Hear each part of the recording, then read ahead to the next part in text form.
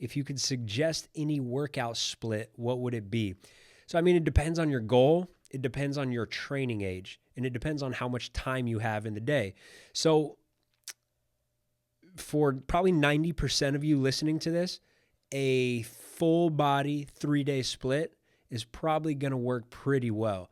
When we get into talking about splits, I think really the only time that you need a split is when you're at a very high level.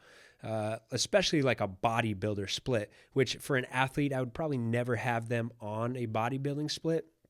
But yeah, like for a bodybuilder, they need that much volume per muscle group, per workout, to actually damage that muscle group. So like a high level bodybuilder, it would be tough for them to do a full body split because their workouts would be so long. I mean, you'd have to have a 3-hour workout in the gym. So that's why it makes sense for them. But look, until you reach that point, a full body split is going to be very beneficial. Most people are going to build more muscle on a full body split than they would on a bodybuilder split, which sounds crazy, but you don't need that much daily volume per muscle group. You need to look at your weekly volume. I forgot who said this. I think it was Alan Cosgrove. I heard this at a conference. He said, look at your training as a bottle of Advil, right? If you had a headache, you wouldn't just drink the whole bottle. You would have one, and you would have this spread out. That's what training is. You give a small stimulus, and that is spread out more frequently. That's going to lead to better results, especially from like a muscle protein synthesis standpoint.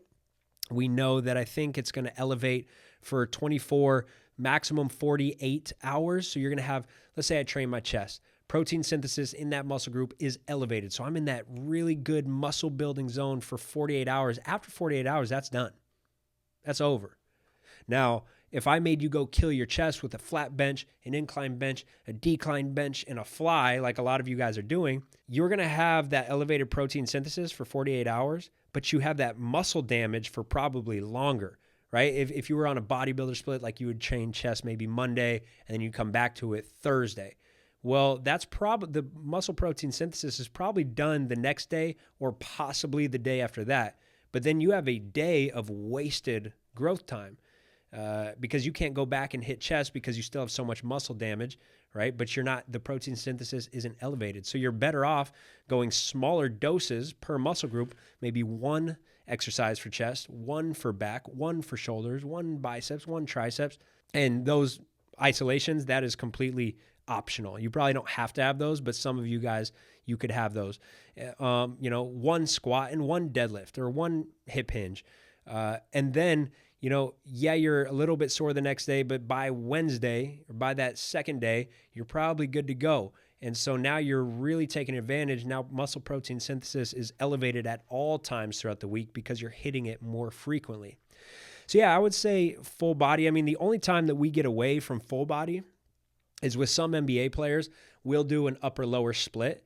I do like an upper lower split, especially for players who have been lifting for a long time, or like you're really focused on your vertical jump, right? And so like you're on the Vertcode and you're doing a lot, like your lower body workouts are long, right? Because we do a lot of little stuff. We do some isolation stuff. We do agility. We're doing plyometrics. We're doing strength training. So I give Vertcoders, I give them two options. One, you could superset upper body along with your lower body Vertcode days. So like you could go do a plyo and then you could go do an upper body lift. I'm fine with that. But like for me personally, I would rather split those up, and I would rather have a lower body day. And then my next day on the Vertcode, it would be like our footwork, our feet, it would be our core, it would be our mobility. Well, on that day, I would like to throw my upper body.